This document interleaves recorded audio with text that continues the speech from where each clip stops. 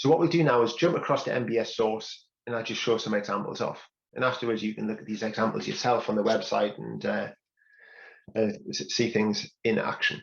So if I jump across to the web here, and in this little tab, I've got some examples. So NBS Source, search NBS Source in Google or go to source.thembs.com. But the first thing I want to demonstrate here is just like quality specification content. So we've got a piled carpet tile. It's been classified correctly. You can just see on that hover over, it's classified by unit class 2015.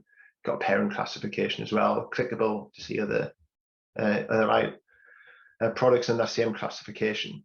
And then as we come down the page here, the spec data, we've got some general information to help with filtering. We've used the same terminology that's used in the sort of international COBE, like general properties that apply to all products.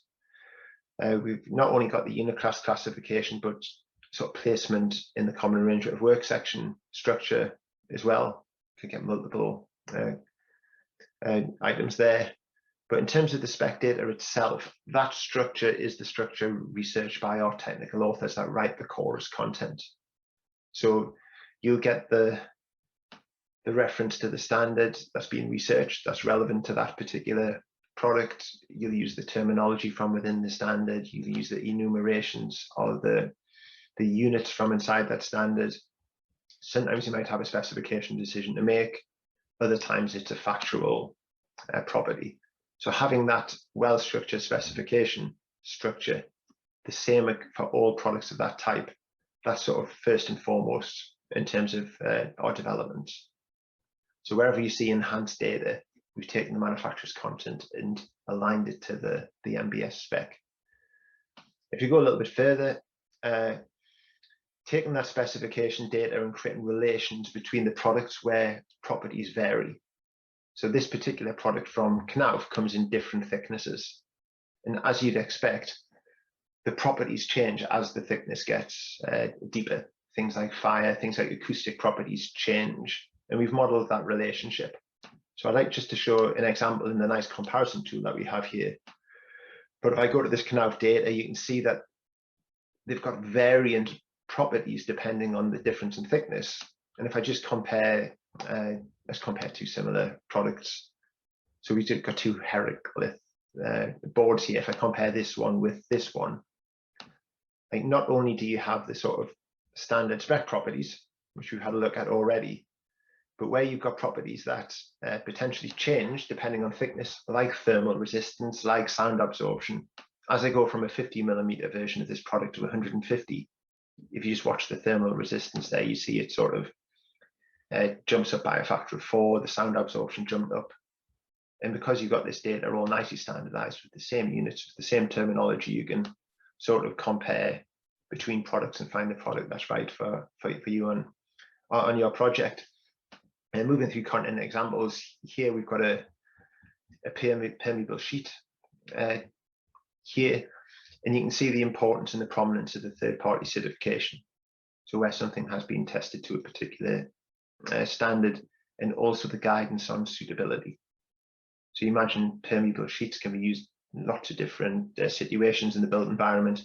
This particular product is suitable for pitched, cold, and warm roofs. And that's important. You're not just getting the right product, but use the right application of the product. And to see that third-party certification, you can drop down there and we're linking the data together. And even the certification's got a bit of a data model behind it. You know, first issue, January 2011. Last issued is current, June 2019, with an expiry date of June 2022. And you can download that. And when you're doing your search here, if you search for anything, just a very quick search, first and foremost, like immediately after the classifications, you have those certification filters there on the left-hand side.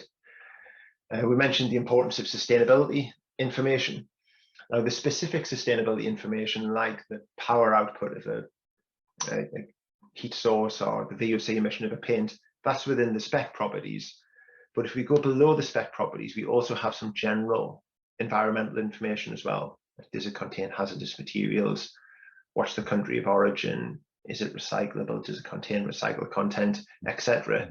Just like those Kobe properties at the start, they're standard properties that in time we're looking at not just filtering and comparing against, but as you specify things or design things, having that report across the whole project on key sustainability and metrics. And I think for things in particular, like in terms of your embodied carbon, the concrete, the steel that goes into a building has a sort of huge effect. So trying now to get that information from manufacturers. And if we look at this example here, it demonstrates the permanent hyperlink. So this little button here copies the hyperlink to the clipboard. If we watch what happens here in the URL, it's like a very short, unique code. And that's always going to resolve to this page. And it will come at a point in time where this product gets replaced by another product, which you can see has happened here. What we do then is we hide away the technical content because you don't want to be specifying something that's no longer available. But if you sort of tick the disclaimer, you can come and actually read that spec content as it was when you specified it. And then if you're interested in maybe what's the latest version, if you wanted to sort of replace that in an existing building or what have you, you can click the view latest. It's like reading information about the iPhone 4, but then jumping straight through to the iPhone 5 because it's been superseded. I realize we're on iPhone or a 15 now or something, but you get what I mean. Another example of the comparison stuff here, I've just got my favorite 3 hand dryers. I'm comparing here not 3 hand dryers from the same manufacturer, from 3 different manufacturers. And what you get in the comparison here is the ability to scan across and what's the different power rating there between the different manufacturers, or frequency, or material, noise level at one meter. It's making life easier to make the right decisions because there's transparency in terms of the technical content. You can see there. And next example, how we're linking the product data to the associated literature, if you like, things like case studies, O&M manuals, even if it's like a glossy catalog. So here's a glossy catalog with all of the composite windows from a particular manufacturer. We've digitalized the content inside that catalog. So I could compare like the double glazed window with the triple glazed window, or just jump across and see what that technical information is, all in a standardized way between different manufacturers.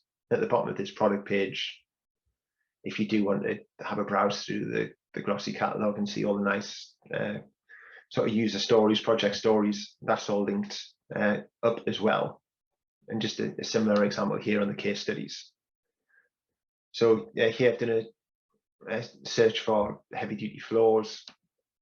Find this one. We'll hear from Sherwin-Williams later on in this presentation.